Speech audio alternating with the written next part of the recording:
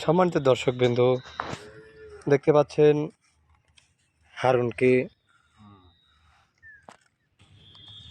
বাড়ি বাড়ি ঘুরছে খাওয়ার জন্যে, কিন্তু কোনো বাড়ি থেকে তেমন সাড়া পাচ্ছে না খাবার দুপুরের টাইমে হারুন।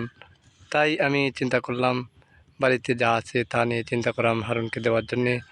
হারুন বলছে যে মুড়ি আর চিনি খাবে, সেজন্য মুড়ি আর চিনি নিয়ে এসেছি। দুপুরবেলা যেহেতু ভাত রান্না হচ্ছে, সেজন্যে বলেছিলাম যে হারুনকে যে ভাত রান্না হয়ে তারপর খাবার জন্যে। হারুন না করতেছে খাবার জন্যে।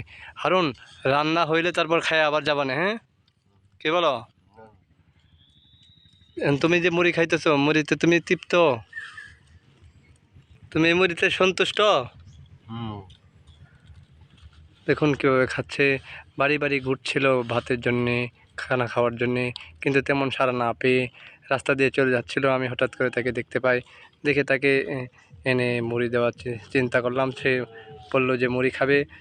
প্রথম বলছিল ভাত খাবে, পরে বলছে যে ভাত রান্না করতে একটু দেরি হবে, সেজন্যে সে বলছে মুড়ি খাবে। তাই তাকে মুড়ি দেওয়া হচ্ছে, মুড়ি সে খাচ্ছে।